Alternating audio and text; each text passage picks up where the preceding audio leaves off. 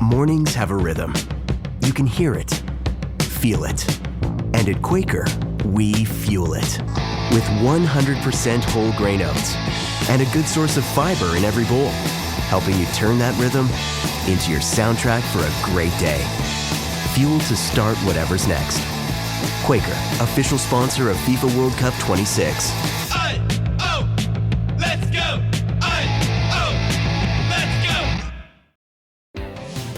If you've ever blasted synth beats from your boombox or burned CDs for your besties, this one's for you. As people get older, much like their music tastes, their health needs change. AG1 is the simple daily health drink designed to deliver over 75 essential daily nutrients and pre- and probiotics to support energy, digestion, and mood, so you can make the most out of every decade and dance break. Learn more at drinkag1.com. Expedia and Visit Scotland invite you to come experience the beauty that awaits in Scotland. The sweep of wild coastlines, quiet lochs, and untamed landscapes. Fresh cuisine that feels rooted in the land. Come experience the kind of stillness that stays with you long after you leave. Plan your Scottish escape today at expedia.com/Visit Scotland. The number one thing I get asked, ready? What do you eat? Okay, and then the follow-up question is, and what do you do when you cheat? So I'm going to share my personal food rules that keep me on the straight and narrow, and the foods I make sure I eat every single week, some of them every single day, and why I think cheating is just the total wrong way to think about things. And honestly, it sets you up to fail and puts you into that crazy, weird diet mentality that drives me nuts. I had a good day. I had a bad day. So we're going to deal with that whole thing too. Hey, I'm JJ Virgin, PhD dropout, sorry mom, turned 4-time New York Times bestselling author. As a certified nutrition specialist, fitness hall of famer, and globally recognized leader in health, I'm driven to keep asking the tough questions and use my podcast to simplify the science of health into actionable strategies that help you thrive. Want an ad-free experience? You can now subscribe to my exclusive VIP podcast at subscribetojj.com for just $4.99 a month or $49.99 a year. It's like your daily latte, but better for your health. I'd also love to hear your thoughts on the show. And here's the fun part. When you send me your review, I'll reply to you using my on-demand virtual me. That's right, my team and I created a virtual JJ packed with my books, speeches, and wisdom so I can personally connect with you. Here's how you do it. Subscribe and leave an honest review of the podcast. Take a screenshot of your review. Text it to 813-565-2627. That's 813-565-2627. My virtual JJ will reply directly. And trust me, this will make your day. So subscribe now at subscribetojj.com and text me your review. Let's keep thriving together.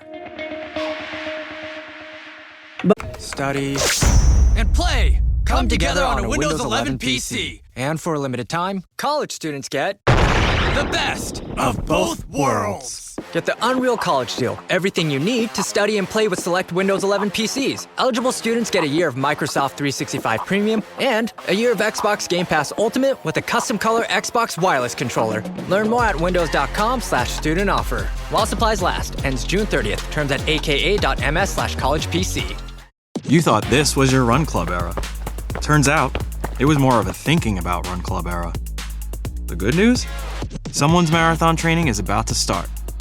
Sell your workout gear on Depop. Just snap a few photos, and we'll take care of the rest.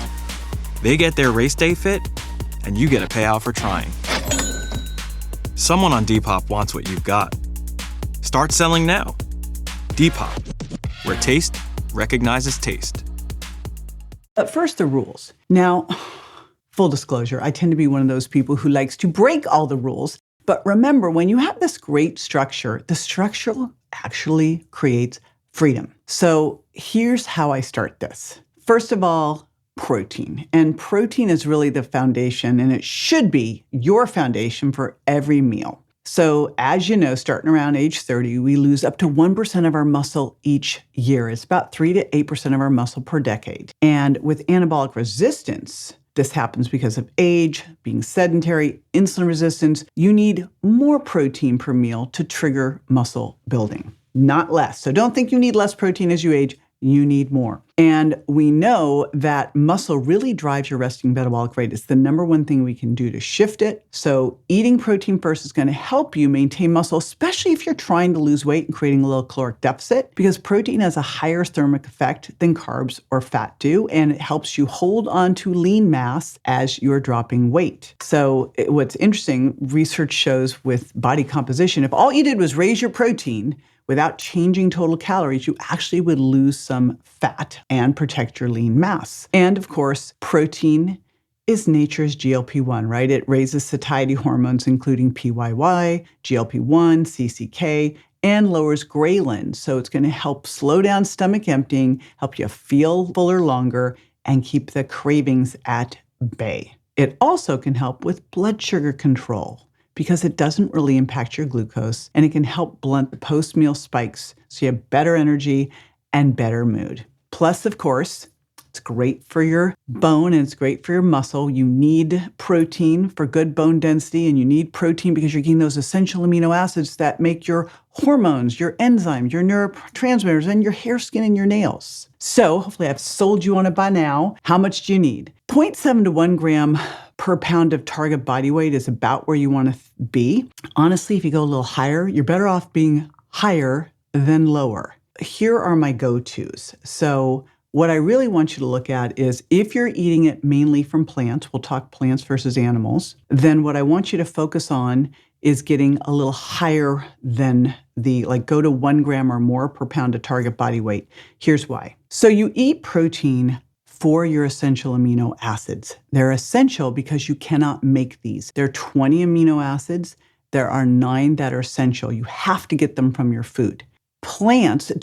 Animals are very similar to us because we are animals. So the essential amino acid profile of an animal is similar to our essential amino acid profile. So it's a better balance of essential aminos. Plants are created to rebuild plants. We are not a plant. So they tend to be lower or deficient in certain amino acids. Doesn't mean that you can't get what you need from plants. Means that you're going to want to eat a bit more of them to get to where you need to be and combine them. So here are my go-tos, and here's what I do.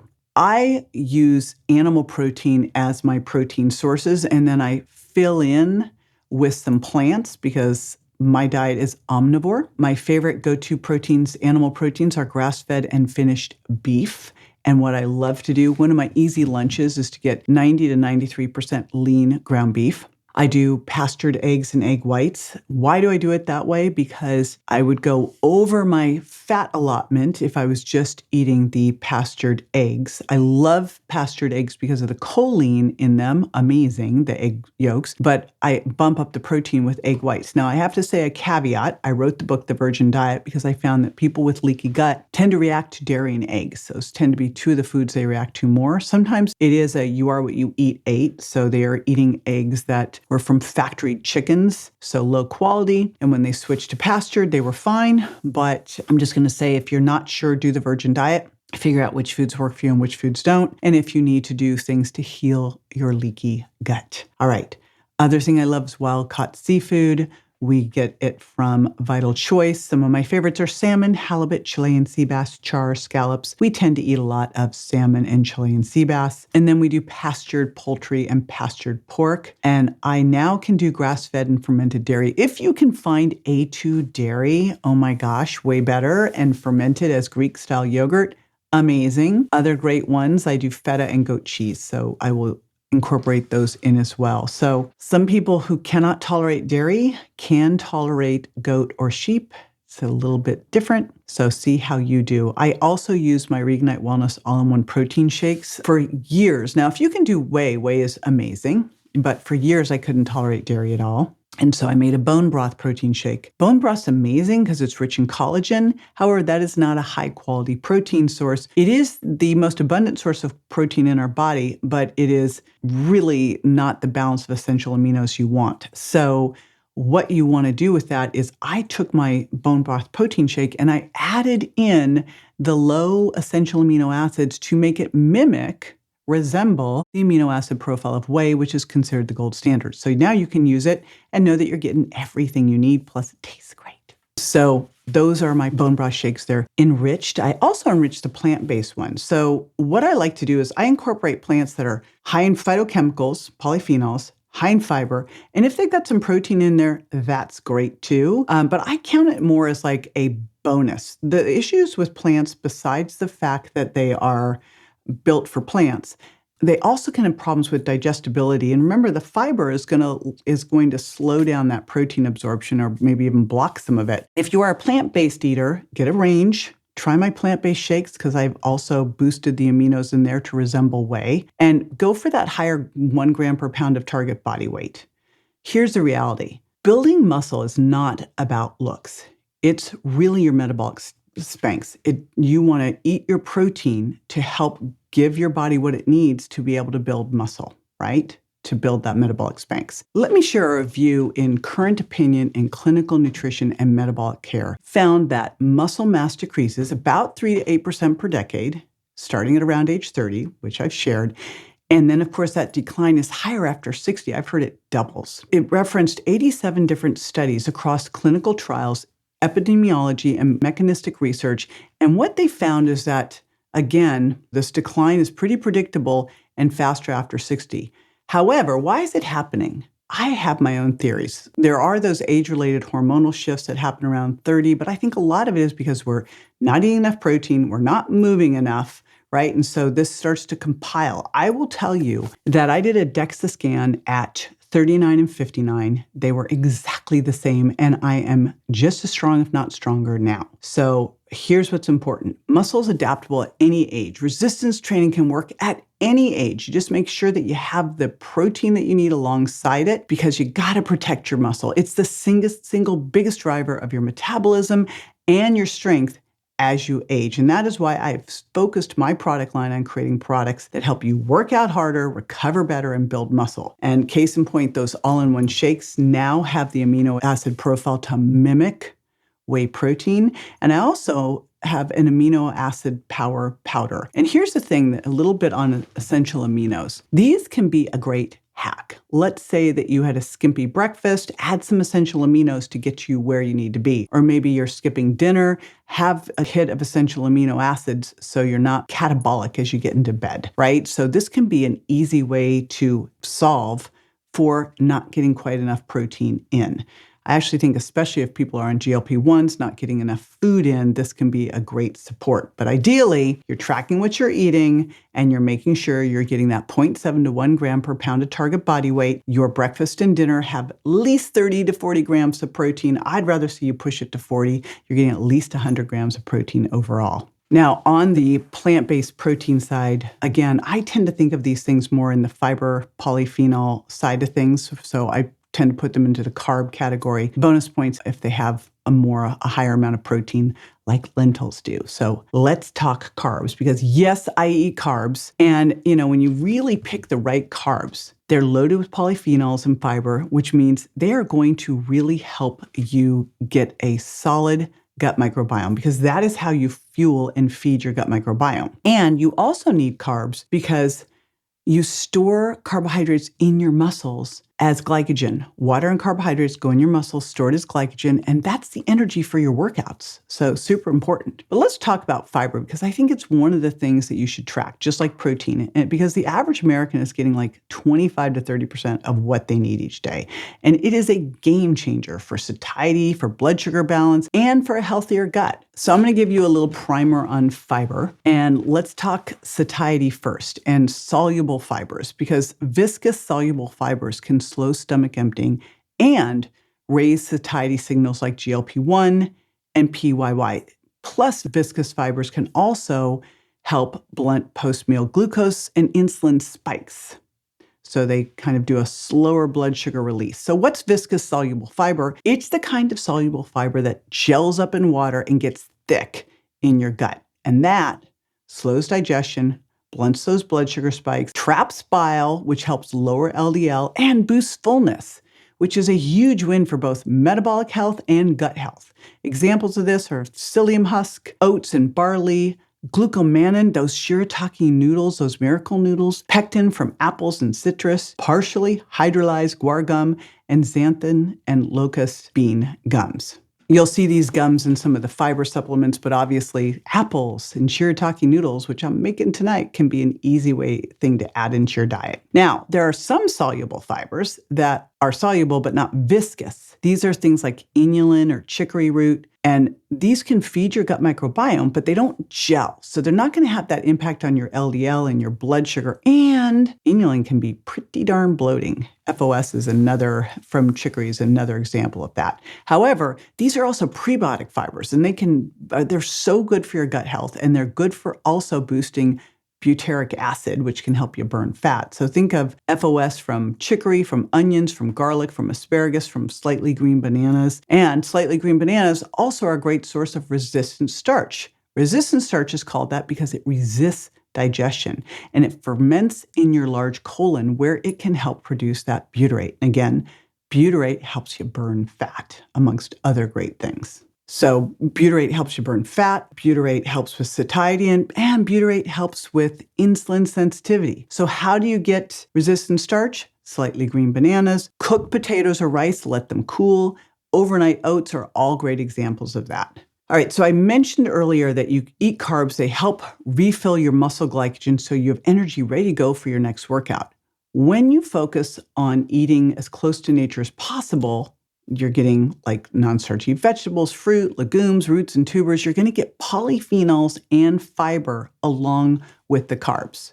And that's what we really want. We are not just trying to get sugar, right? We're trying to get the polyphenols, the fiber, etc. Now, here's the reality. We're getting about 5 to 14 grams of fiber in a day, and minimal for women should be about 30 grams, and for men, about 40 grams. So remember I said this is one of those things I'd love you to track. Think about getting at least 10 grams per meal. And if you've been a wimpy fiber eater, bring it up over a week. Don't be like an overachiever and try to do it all at once. The other thing that I'll use is I have an extra fiber product that I created that is rich in something called Solnol, which is a specific resistant starch product. So it also has a blend of fibers, but this is what I've been using also to just help get my numbers up. I now am at a point where I'm really trying to get 50 grams or more of fiber each day. And at least, again, 10 is kind of a minimum for each meal, but I'm trying to boost it up higher. When you're doing fiber, the thing that comes along with it is water. Because that way, again, remember these things can gel up, but you want to keep things moving through, if you get my drift. So you'll hear me talking about eating by the plate. And I always say, eat your protein first, and then go for your non-starchy vegetables second. Then some healthy fats. And then you'll decide which slow, low carbs and how much you need. It's like your carbs and fat. You keep protein the same and you decide how much carbs, how much fat. But here are my daily go-tos. For non-starchy vegetables, I love me some broccolini. I add a little mustard seed because it really helps pull out the sulforaphane. Shiitake mushrooms and maitake mushrooms, Brussels sprouts, arugula, cauliflower. I've been doing on the starchy side, Japanese purple potatoes, delicata squash, kind of addicted to that, lentils and wild rice. And then I do a lot with berries. So there was a systematic review and meta-analysis in The Lancet that found that higher dietary fiber intake is linked with lower risk of major chronic diseases, and clinical trials show improvements in key cardiometabolic risk factors. And they looked at 185 prospective studies and 58 randomized clinical trials. So lots of stuff to find out that the highest versus lower fiber intakes were associated with about a 15 to 30% lower all-cause and cardiovascular mortality and lower incidence of coronary heart disease, stroke, type 2 diabetes, and colorectal cancer. And the greatest benefits seem to be around 25 to 29 grams per day, but more was better. So the other cool things, higher fiber diets lowered body weight, waist circumference, blood pressure, cholesterol, and better blood sugar control. So what should we do with this? Non-starchy vegetables. Eat as close to nature as possible. Legumes, nuts and seeds, and fruit. These all work together. What you really want to do is go as close to nature as possible, minimally processed. Because when you do the processed foods, they process out the fiber. So super duper important there. And if you want to eat grains, go for the gluten-free options, things like quinoa, certified gluten-free oats, wild rice. Those are some of my favorites, or actually my favorite is wild rice. I don't do a lot of grains, I'll be honest. I kind of stick with wild rice. They occasionally get wild with a little quinoa. All right, ready to bust one of the biggest myths in nutrition? Fat does not make you fat. I don't know why this has still been out there that we should avoid fats. And the right fats are actually essential. We have essential fatty acids that we must eat. But for decades, we were told to eat low fat and fat free. Remember that whole thing? The other one that makes me crazy is this whole idea of just, everything in moderation. Really? Moderation is a myth, because what you moderate becomes what you repeat. And when it comes to fat, choosing the wrong kinds can literally get you inflamed, wreck your hormones, your metabolism, your skin. So you want to fuel your body daily with foundational fats. And where I like to start is whole fats first. So if you're eating animal protein, you're going to get some fats from the food. Now, you are what you ate. So make sure that you're eating clean food, wild caught fish, grass-fed, grass-finished beef, pastured eggs, right? So clean. That's where I start, is counting that in. If you're tracking, you'll see how much fat you got. And then what am I getting from things like nuts and seeds and avocados? Then next up is, what am I cooking with? And I pretty much stick with extra virgin olive oil, avocado oil, ghee, or coconut oil. That's it. I keep it super simple. I, of course, avoid the hateful eight. Now, sometimes when you're out, there's really nothing you can do. But at home, I don't use seed oils. A couple issues with seed oils. Number one is the balance. So we want to have about a 4-to-1, 6-to-3 ratio in our diet of omega-6s to omega-3s. The average American now is like a 20-to-1, which puts you into more of a pro-inflammatory state. The other thing is, a lot of these seed oils, when you eat a damaged fat, it damages you. And a lot of them, the way that they have been processed actually creates toxic byproducts or oxidizes them, which is problematic for us. So I just really focus on limiting my added fats, getting it more from food, whole foods, and then what I am using for cooking, using very clean sources. And with olive oil, I'm really looking for that green, pungent, polyphenol-rich olive oil. Just remember, as your carbs go up, your fat goes down. As your fat comes up, your carbs come down. I generally start with about 100 grams of carbs. I do the rest. I earn the rest with exercise, and somewhere around 60 grams of fat. And then you just play around and see what works best for you. But here's the reality. I talked about 6s and 3s. Omega-3s are fuel for your brain, for your muscles, and for your metabolism. They are essential fats. Your body cannot make them right from scratch. You got to get them in, and you got to get them either from food or from supplements. Now, omega-3s are EPA, DHA, and ALA. EPA and DHA you're going to get from fatty fish and algae, and ALA comes from things like flax and chia and walnuts. Now, your body can convert some ALA into EPA and DHA, but it's a very challenging process to elongate these fatty acids. So you can't get what you need in terms of EPA and DHA from ALA alone. And you really want to make sure you're getting those EPA and DHA. I always think of EPA for the heart and DHA for the brain. So I'm going to go through some of the other benefits of them. There was a 2023 study in the journal Frontiers in Nutrition that found that higher dietary intake of omega-3s in older women was associated with a lower prevalence of low lean mass and higher muscle mass in women with higher EPA and DHA intake. So they did a cross-sectional study of nearly 4,000 Korean adults aged 65 plus. They did a 24-hour diet recall. Don't love it, but at least it was only 24 hours for omega-3s, supplements, and fish intake. And then they measured muscle by DEXA. So we're looking at fat-free mass. And what they found was women with higher EPA and DHA and fish intake had lower odds of low lean mass, and they had higher muscle mass. And by the way, ALA was not associated here. So here was another one. This was a randomized controlled trial in the American Journal of Clinical Nutrition that found that fish oil supplementation combined with strength training produced significantly greater improvements in strength and function in elderly women compared to just training alone. And this was 45 women who were 64. That is not old. I don't know where they're getting older women there. And it was 2 grams of fish oil a day paired with strength training. They did it for 90 days. They started the fish oil 60 days before training, and then another one just did training, and then another one started it just the same time as they started training. And what they found was the people that did the fish oil went up like 16 to 20%, depending on when they started it, compared to only 10% for the placebo group who exercised. So super cool. And by the way, the group that started earlier, fish oil, had the greatest overall strength and mobility gains. So, I mean, fish oil is anabolic.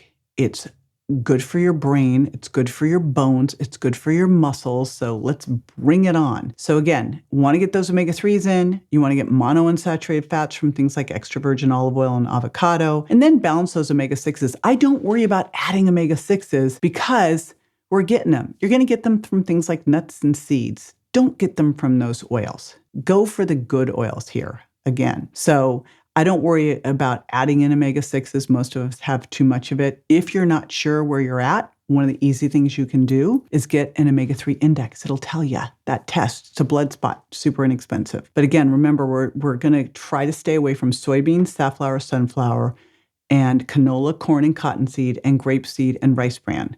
Only thing in there that's okay is actually sunflower lecithin, which is not an oil, is a really good source of choline. Now remember, your sex hormones, estrogen, progesterone, testosterone, are all made from cholesterol, and your body makes cholesterol on its own, but it also gets some from food. So when you eat the right fats, it helps maintain healthy cholesterol balance and helps your body produce hormones. If you don't have the right fats, your body can't properly make and balance your hormones, and that's going to impact how strong you are, how well you sleep, if you can burn fat. Super important. Avocados. There was a study in the American Journal of Clinical Nutrition that found that eating 1 avocado a day for 6 months improved red blood cell fatty acid profiles and reduced links between certain fatty acids and health risks in adults with abdominal obesity, and created a steadier metabolic environment to help the body make and regulate hormones. And this was 1,000 adults that were either overweight or obese and had a bigger waist circumference. And literally, they had one group that just ate the way they ate, and the other group ate an avocado every day.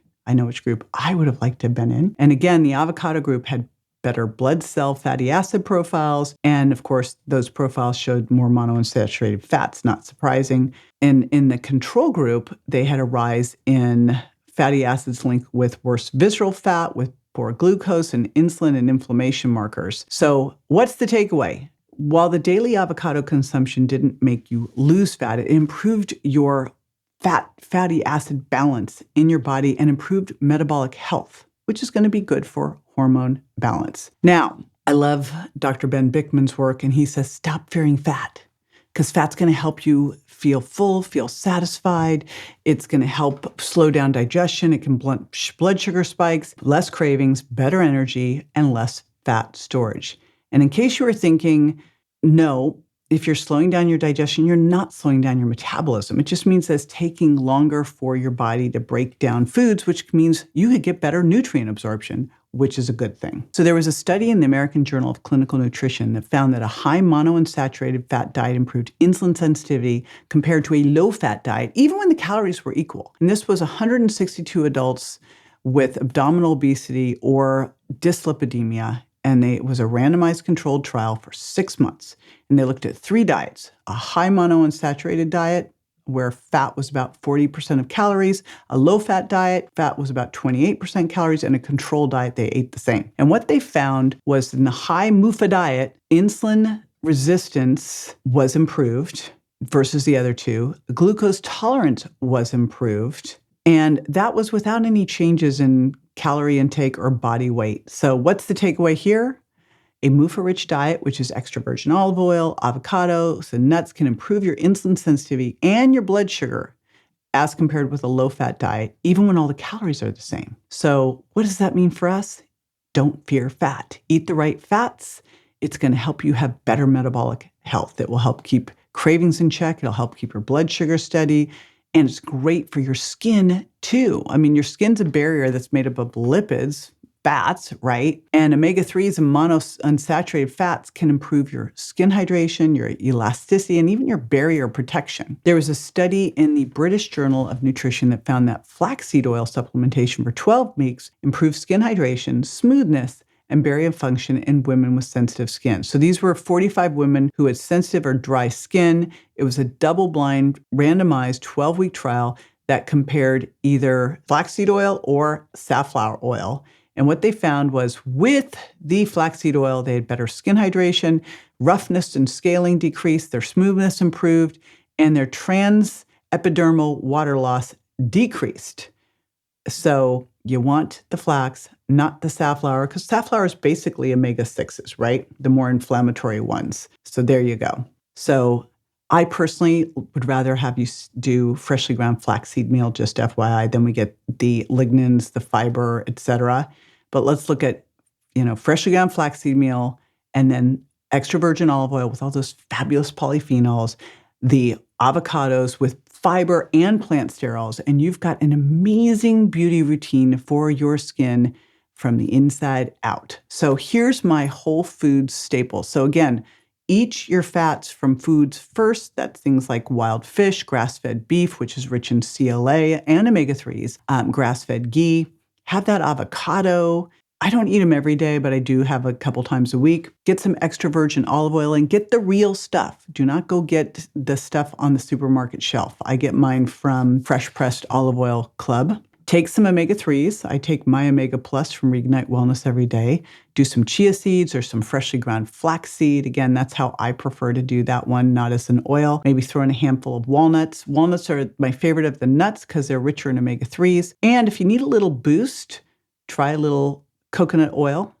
Or I've been doing Kinetics ketone drinks. That's been phenomenal for my brain. Big important thing, all fats are not created equal. The fats I'm talking about are not fried. They're not processed, right? I'm talking whole, nutrient-dense fats that are going to make your body function better. And one more thing we got to talk about is hydration, which isn't just about getting enough water in. It's about what's in there too, like electrolytes and mineral balance, because water alone is not going to keep your cells functioning at their best. Without the right minerals, your body's going to struggle with energy and focus and recovery, even if you're getting plenty of fluids. I don't know if you remember, I think it was Brooke Shields passing out because she'd been drinking loads of water, but not with any electrolytes. And especially if you're drinking all this filtered water that might be filtering out the minerals in your water as well, you can run into trouble. So yes, we're drinking lots of fluid and, some good clean water. Make sure it's clean. I do electrolytes usually twice a day, more if I'm doing sauna and hot yoga and things like that. So things that include sodium, potassium, chloride, and magnesium. So my nerves can fire well, my muscles can contract. Because again, if you're sweating, you're depleting. So I'll use my Electro Replenish from Reignite Wellness. I use Peak Green Tea. I love to drink that. I also love my Purity Coffee. What I've focused on in mine, I've been reworking all of my products. And with Electro Replenish, it's sodium, potassium, magnesium, and calcium, which are the things that we lose when we're sweating. And I'm a big sauna advocate, as well as an exercise advocate, plus some vitamin C to protect against oxidative stress and support your immune health. And then some cognitive and physical fatigue reduction with B6 and B12. So that's what I put in my Reignite Wellness Electro Replenish, plus it tastes great. Super duper important. Now, a couple other micronutrients I want you to think about that you can get from supplements that likely you should are magnesium. Most people tend to be deficient in it. And it's like everything seems to depend on magnesium: energy production, muscle function, sleep quality, blood sugar control, and taurine, which is being studied now for longevity because it helps with resilience, cardiovascular function, nervous system health, and it works with electrolytes to help improve cellular hydration and recovery. All right, so here is the bottom line. Here's what I do every day. I eat protein first. Then next up are my non-starchy vegetables. Next up is fiber hits. I am careful on my slow, low carbs. A lot of that I get from berries. And then I count the fats in my protein, and then I add healthy fats in there to make sure I'm getting what I need for my hormones and my brain.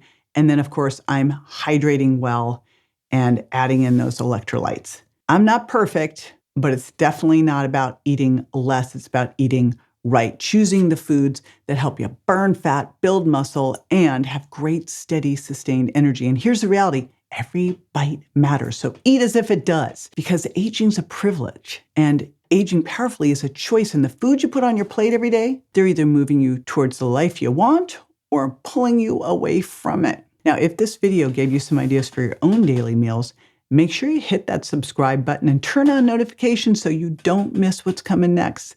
I've got plenty more strategies, tools, and recipes to help you look and feel your best at every stage of life. Be sure to join me next time for more tools, tips, and techniques you can use to look and feel your best and be built to last. Would you prefer an ad-free experience? Join my VIP podcast at subscribetojj.com for just $4.99 a month or $49.99 a year to unlock uninterrupted ad-free access to all the episodes and insights you love. Also, I'd love to connect with you and hear your thoughts on the podcast. Here's how. First, subscribe to the podcast and leave an honest review. Second, take a screenshot of your review. And third, text it to 813-565-2627. That's 813-565-2627. When you do, I'll reply using my brand new Virtual JJ. It's my on-demand virtual self built from my books, talks, and years of experience so I can interact with you directly. You'll make my day, and I can't wait to hear from you. Thanks for tuning in, and I'll catch you on the next episode. Hey, JJ here, and just a reminder that the Well Beyond 40 podcast offers health, wellness, fitness, and nutritional information that's designed for educational and entertainment purposes only. You should not rely on this information as a substitute for, nor does it replace professional medical advice, diagnosis, or treatment. If you have any concerns or questions about your health, you should always consult with a physician or other healthcare professional. Make sure that you do not disregard, avoid, or delay obtaining medical or health-related advice from your healthcare professional because of something you may have heard on the show or read in our show notes. The use of any information provided on the show is solely at your own risk. Did you know if your windows are bare, indoor temperatures can go up 20 degrees? Turn the temperature down with Blinds.com and get up to 50% off custom window treatments like solar roller shades and more during the Memorial Day mega sale. Whether you want to DIY it or have a pro handle everything, we've got you. Free samples, real design experts, and zero pressure. Just help when you need it. This is your last chance to shop up to 50% off site-wide during the Memorial Day mega sale at Blinds.com. Rules and restrictions apply. Struggling with weight loss? Prolon's 5-day fasting mimicking diet is a clinically developed nutrition program designed to promote fat loss while protecting lean body mass. Developed at USC's Longevity Institute, it assists the body in entering a fasting-like state that helps reset metabolism and target visceral fat. In just 5 days, Prolon offers a science-backed approach to weight loss without extreme restriction or guesswork. Get 15% off plus a $40 bonus gift when you subscribe at prolonlife.com/now.